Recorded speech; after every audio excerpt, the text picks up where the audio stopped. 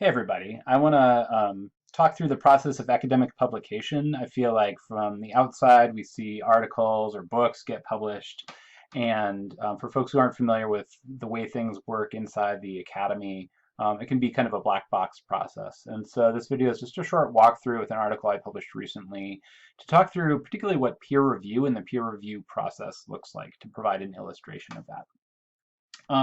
So at the outset, just for context, there's lots of different kinds of academic publication that are out there. So probably the most prestigious are scholarly books. That is, books that are published by academic presses, university presses, or other kinds of well-established sources like Sage or Routledge would be a couple of examples of those.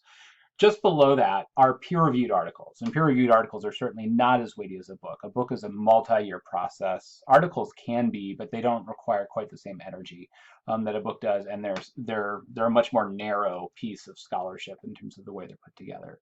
But both of those together, I'd say, are the bread and butter of most academic departments. This will vary depending on which department you're in. I'm a geographer by training, and there's a real mix here. For human geographers, scholarly books are certainly welcomed, but for much of the discipline, peer-reviewed articles are the norm in terms of what we publish. But in a discipline like history, for instance, books are much more the norm. There's other kinds of outlets out there, so edited volumes where you're publishing maybe even with an academic press, but where it's basically a series of articles written by multiple people. That obviously doesn't have the same weight as if you write a whole book yourself, right? But they count for something, and if you have a piece in there, sometimes there'll be some review, though it's different than the peer review process. It's perceived at least as having a little less rigor.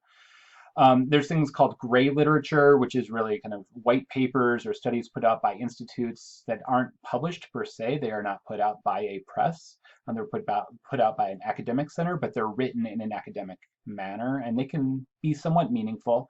And there's also things like popular and public scholarship. So this would be writing newspaper op-eds or doing public presentations, doing videos, or putting stuff up on websites, these kinds of things that are geared toward a more public audience that often, while very meaningful, don't carry the same kind of weight in terms of your evaluation as an academic author. That's something that frankly, I think I wish had a little more weight in this.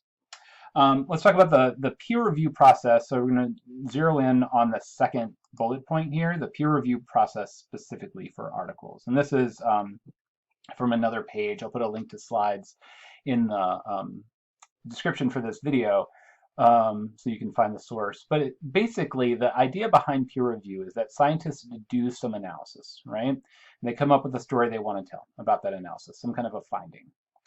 And they write about it. They write an article. They send it to a journal. That journal reviewer looks at it and decides, do I want to consider this article for publication? So sometimes you'll have what's called a desk reject, where the article is sent in, and then literally within a week, you'll get it back with a rejection saying, you know what, this just isn't a good fit. That's often what they'll say. They might sometimes mean this article isn't very good, but what they'll say is it's a good fit.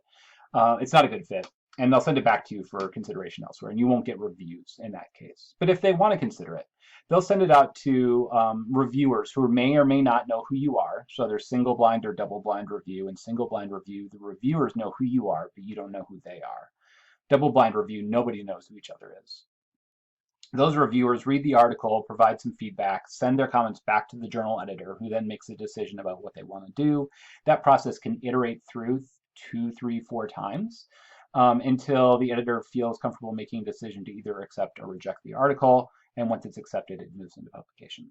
So that's the idea behind peer review. And the idea is that your work is being considered by other experts in the field, because often you have a very narrow range of expertise and you want other people who know what you're doing to give input on what you're doing. So to illustrate this, I want to walk through what this looks like in practice. So this is an article called Dollar Stores, Retailer Redlining, and Metropolitan Geographies of Precarious Consumption. Just came out in Annals of the American Association of Geographers back in August of 2020. And I'm making this a little bit later in 2020. And I want to walk through what the process of creating this paper looked like to give you a sense of what the peer review process means.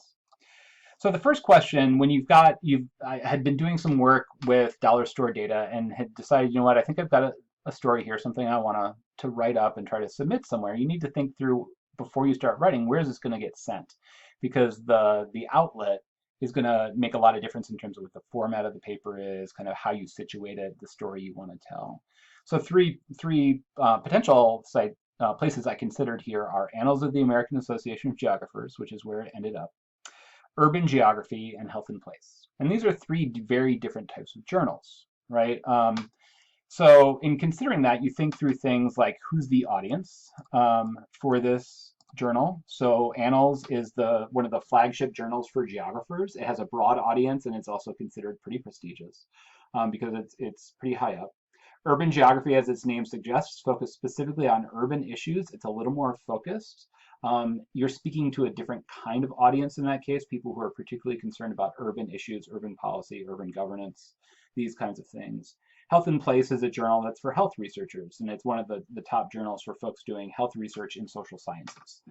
Right? So if I wanted this to be a health paper, maybe I'd think about that. And so you think about who the audience is, you look at other articles that have been published in these journals and think about, is the paper I want to write, kind of, does it fit? Would I cite some of these papers in the article? Could I see it fitting there? And then honestly, a lot of the decision then goes into how good a journal is it? How can I get kind of the biggest notoriety in publishing? Because that's really what a lot of academic evaluation goes off of, at least at research institutions. And so one of the measures for that is something called an impact factor, which is supposedly the average number of times that an article published in this journal is cited by other folks. And so higher is better. Annals, in this case, is 3.3. So is Health and Place, it's 3.2. Urban Geography is a little bit lower, 1.3. And in contrast, Nature, which is a physical sciences journal, is much higher, 42. Right, and it's very rare. I don't think there's a social science journal that even comes close to that. Social sciences, we tend to have longer publications that have longer gestations, and so they're longer articles, but they also get cited less. In physical sciences and health, we have shorter articles that come out more often, and so there's just more turnaround. People are citing lots of other articles, and there's just more opportunity to be cited in that case. But Nature is also a really prestigious journal. Right? So looking through this, I said, you know what, I actually also then contacted somebody I knew who was on the editorial board at Annals. I was like, what do you think? Do you think this is a good fit? They're like, yeah, maybe. I mean, they're not going to tell you yes, but they'll say, like, I think it's could be a good fit. You should send it in. And so I decided to run with Annals in this case. Then you start to think about, okay, so what does this paper need to look like? So you go through, and often these journals will have an instructions for authors section that will give you this guide about how to prepare your paper. So it'll literally say, here's what the structure of the paper should be. One of the main things you want to pay attention to is the word count. So 11,000 words with the abstract tables, references, figure captions, and endnotes. That's about standard for academic article, maybe a little on the long side in social sciences, but it's more or less kind of what a lot of our articles, they're about 8,000 words plus that other stuff, references and things, is pretty normal. Health research, in contrast, is quite short. In a health journal, you might have a paper that's only 3,000 words, right? And there's other things that you pay attention to, citation style, things like that. I might also then go dig up a couple of examples, 4 or 5 examples of recent articles published in that journal, just to get a sense of how they structure it, what kinds of things they're paying attention to. And again, I want to make sure if there's relevant research in that journal, I want to make sure I'm citing it, because that's adding into the conversation that's happening there. That's one of the things editors are going to look for when they're considering an article. So let's walk through the timeline. On February 29th of 2020, I had finished my paper for Annals, and I went ahead and submitted it. Yay, super exciting. The process for revision can vary widely by journal. So I'll say at the outset, this moved at least through the revision phase pretty quickly. But sometimes you can wait 3, 4, 6 months. Sometimes people wait over a year, though that's exceptional. I've waited, I'd say the normal for the journals I submit to is 4 to 6 months. But you send it in, and then you kind of wash your hands of it, you move on, you do other stuff, and you wait. So in this case, on March 30th, so not that much later, about a month later, I got reviews in. And you'll get a response that looks something like this when you get reviews. Now, the response you're going to get from an editor is going to be one of several things. So you're going to either get a reject, right? Like, sorry, reviewers didn't like this paper, and we're not going to consider it anymore. And if so, you're done. There's no appealing that. Really, pretty much if you reject, you find another journal and go there. The most common response if you don't get a reject is revise and resubmit. So it's going to say, and that's what you'll see here, based on the comments, I ask that you undertake moderate revisions and resubmit the revised manuscript. And they'll say major, moderate, minor revisions. Major revisions are like, you need to rewrite this thing, you need to redo the analysis in some way. Minor revisions are like, you need to tweak some language, there's an idea here that's not quite precise enough, things like that. And then sometimes you'll get a straight up accept. That's pretty rare. I've never had that in my experience, but I know they do happen. Just to give you some sense of the comments here, I won't read through these in the interest of time, but you'll get comments that include things like, this is on this paper, there was something about the title of the paper, and that should have urban or metropolitan is where we landed on this in the title somewhere. And then there was a larger critique here that was actually required quite a bit of reanalysis, and it was slightly embarrassing from my perspective. I ended up having some duplication in the data that didn't alter the results, but made the numbers weird. So I basically kind of had two copies of the data set sitting in there, and this reviewer caught it, right? And partially because this is data that this person was familiar with, and what caught his eye was the, assuming it was a him, I think I know who this person was, 111,000 census tracts. That's not actually the number, right? So he was like, this doesn't line up. Something's amiss, is how he landed down here. And so you'll get comments like that that require a little more digging in. Sometimes it's analytical, sometimes it's conceptual, that there's something about the argument you're making here that doesn't work, and you need to rewrite that.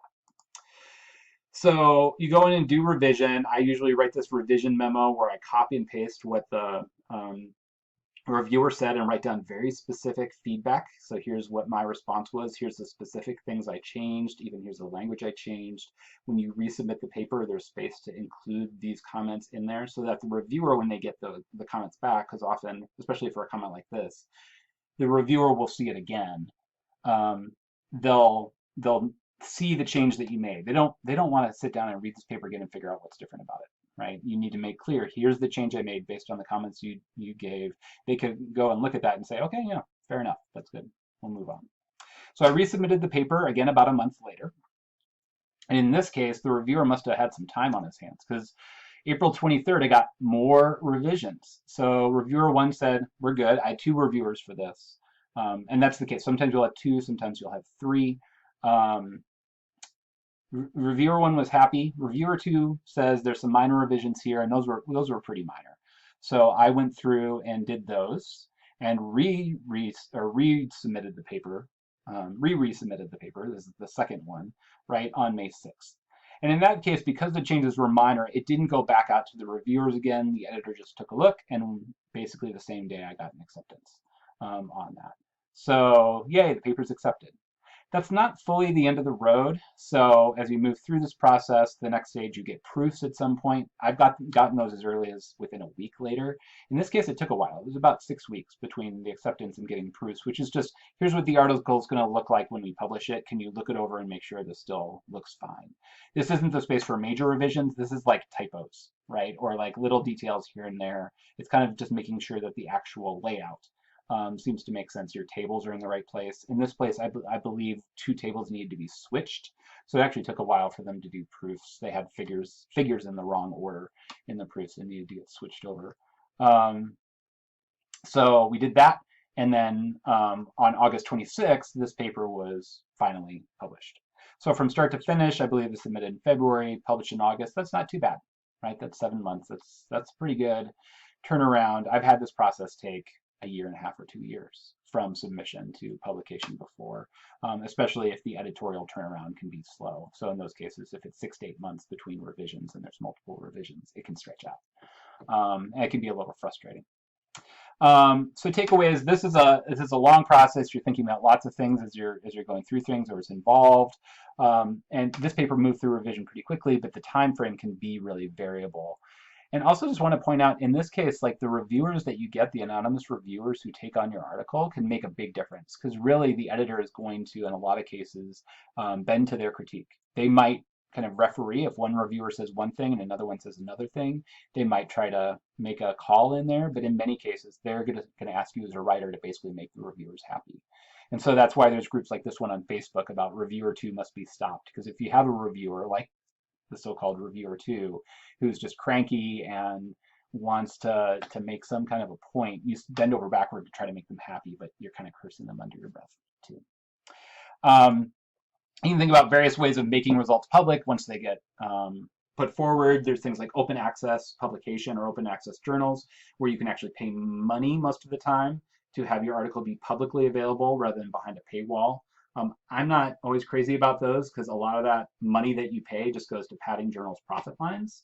What I will often do instead is most journals will allow you to post a non-formatted version that is basically a Word document or a PDF on your website, and you can link to that, which isn't the same. Like it's hard; people aren't going to find that nearly as easily, but I think it's in the same spirit, and it is a way. There are ways to track that down. You can also share things on social media. So here's the Twitter post I put on this. You can be talking with journalists. I'll have a link in the next slide to Cheddar, the Cheddar website, and there have had several journalists talk to me about this research and the work that I've been doing on this subject. One other thing I want to point out here is that we're also evaluated by these kinds of metrics. We talked about impact factor earlier. So authors have something called an H-index, or if you go to people's Google Scholars page, you can see how often they're cited. You can see the track of citations over time. There's all sorts of ways that this process is monitored and evaluated that plays into the ways we're evaluated as academics. This Dollar Store article, I'll post links to this in the information about this video, but there's copies here if you want to take a look and see more about this particular paper, which I think was an interesting project to work on. So that's it. I just wanted to kind of give some sense of what the academic publication process looks like so that you could have a sense of what it looks like from an author's perspective, from an academic perspective. Thanks.